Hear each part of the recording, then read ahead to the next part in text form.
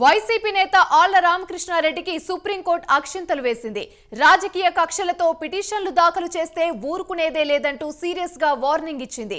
ఇప్పుడు ఇదే ఏపీలో హాట్ టాపిక్ గా మారింది. మరోవైపు ఈ కేసులో ఆరోపణలు ఎదుర్కొన్న ఏపీ సీఎం చంద్రబాబు కూడా ఊరట లభించింది. చంద్రబాబుపై ఆళ్ల దాఖలు చేసిన 2 పిటిషన్లను సుప్రీంకోర్టు తోసిపుచ్చింది. అలాగే ఆళ్ల రామకృష్ణారెడ్డిని కూడా తీవ్ర స్థాయిలో మందలించింది. మరోవైపు ఆళ్లకు ఇది ఓపెనింగేనని, ఆయన చేసిన నిర్వాహకాలు, తప్పుడు పిటిషన్లు, తప్పుడు ఫిర్యాదులపై ఇక వరుస బ్యాటింగ్ ఉంటుందని టీడీపీ వర్గాలు చెప్తున్నాయి. మరి టీడీపీ నెక్స్ట్ టార్గెట్ ఆళ్ల రామకృష్ణారెడ్డేనా?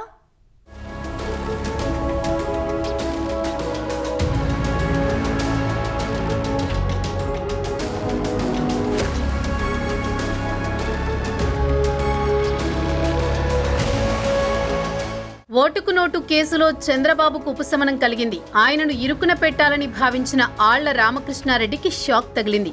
ఓటుకు నోటు కేసులో చంద్రబాబుపై ఆళ్ల రామకృష్ణారెడ్డి సుప్రీంకోర్టును ఆశ్రయించారు. చంద్రబాబుపై ఆయన 2 పిటిషన్లు దాఖలు చేశారు. కానీ సుప్రీంకోర్టు వాటిని పరిగణలోకి తీసుకోలేదు. పైగా పిటిషనర్ ఆళ్ల రామకృష్ణారెడ్డిని తీవ్రస్థాయిలో మందలించడం హాట్ టాపిక్ గా మారింది.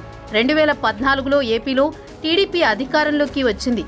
అప్పుడే రాష్ట్ర విభజన జరగగా ఏపీలో చంద్రబాబు సీఎం అయ్యారు.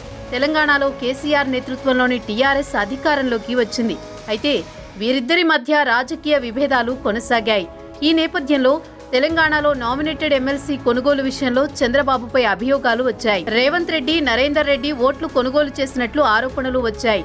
అప్పట్లో చంద్రబాబు ప్రలోభ పెట్టినట్లు ఒక ఆడియో సైతం బయటకొచ్చింది. అయితే అప్పట్లో కేసీఆర్ ప్రభుత్వం చంద్రబాబుపై కేసు పెట్టేందుకు వెనకడుగు వేసింది. ఫోన్ ట్యాపింగ్ వివాదం తెరపైకి వస్తుందని భావించి వెనక్కి తగ్గింది.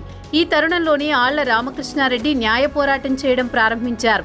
ఈ కేసును సీబీఐకి అప్పగిస్తే చంద్రబాబు పాత్ర బయటపడుతుందని అభిప్రాయం వ్యక్తం చేశారు.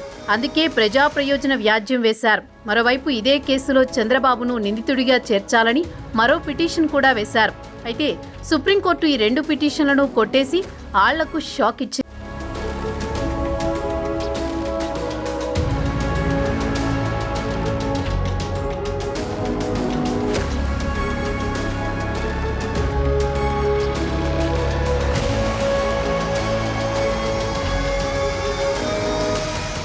మొన్నటికి మొన్న వైసీపీ చంద్రబాబుపై అక్రమాల కేసు వేసింది. దాదాపు 52 రోజుల పాటు చంద్రబాబు రాజమండ్రి సెంట్రల్ జైల్లో రిమాండ్ ఖైదీగా ఉండిపోయారు.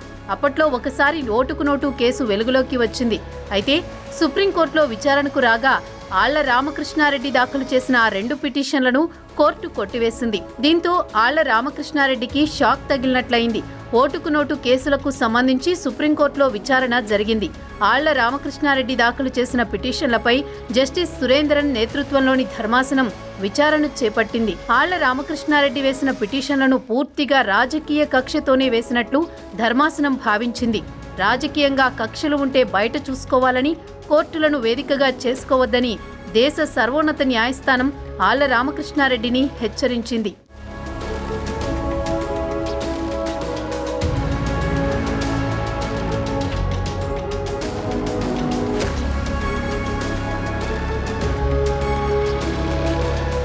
రెండు 2014-2019 ఎన్నికల్లో మంగళగిరి నుంచి గెలిచారు ఆళ్ల రామకృష్ణారెడ్డి. 2019లో అయితే మంత్రిగా ఉన్న నారా లోకేష్ పై గెలిచారు. గత 5 ఏళ్లుగా న్యాయస్థానాల్లో పిటిషన్లు వేసి టీడీపీ నేతలను వెంటాడారు ఆళ్ల. అదే మాదిరిగా ఓటుకు నోటు కేసును సైతం తెరపైకి తెచ్చి చంద్రబాబును ఇరికించాలని భావించారు. కానీ అత్యున్నత న్యాయస్థానం ఆయన ఆశలకు గండి కొట్టింది. అంతకు మించి తీవ్రస్థాయిలో హెచ్చరించింది. మరోవైపు ఆళ్లకు ఇది ఓపెనింగేనని, ఆయన చేసిన నిర్వాకాలు, తప్పుడు పిటిషన్లు, తప్పుడు ఫిర్యాదులపై ఇక వరుస బ్యాటింగ్ ఉంటుందని టీడీపీ వర్గాలు చెబుతున్నాయి. వైసీపీ గతంలో ప్రతిపక్షంలో ఉన్నప్పటి నుంచే జగన్ ఆళ్లను పిటిషన్ల కోసం వాడుకున్నారు. 2014 నుంచి 19 సమయంలో ఎన్ని పిటిషన్లు వేశారో లెక్కేలేదు. అమరావతి సత్రానికి సంబంధించిన భూములు చెన్నైలో ఉన్నాయో లేవో తెలియని స్థితిలో ఉంటే వాటిని వేలం వేయడానికి ప్రయత్నిస్తే ఆయన కోర్టులో చేసిన రచ్చ అంతా ఇంత కాదు. 1000 కోట్లు కాదు, 60 కోట్లు కట్టమన్నా కట్టకుండా పారిపోయారు. చివరకు ఆ భూములు ఎవరికీ దక్కకుండా పోయాయి. వేలం కూడా జరగలేదు. ఇలాంటి కోర్టులో వేసిన పిటిషన్లతో పాటు వైసీపీ అధికారంలోకి వచ్చిన తర్వాత బాధితులు ఎవరూ లేకపోయినా ఆయన ఇచ్చిన ఫిర్యాదుల ఆధారంగానే ఇన్నర్ రింగ్ రోడ్ సహా పలు కేసులు పెట్టారు. వాటన్నింటి విషయంలో ఇప్పుడు అసలు కథ ప్రారంభం కానుంది.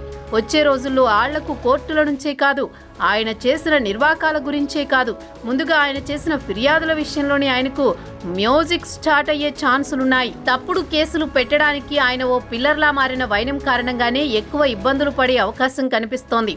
ఇటీవల ఆయన పెద్దగా బయట కనిపించడం లేదు. కానీ ఆయనకు మ్యూజిక్ మాత్రం స్టార్ట్ అవుతుందని పొన్నవోలును దగ్గర పెట్టుకుని ముందస్తు బెయిల్స్ కోసం పత్రాలు రెడీ చేసుకోవాలని టీడీపీ నేతలు సలహాలు ఇస్తున్నారు.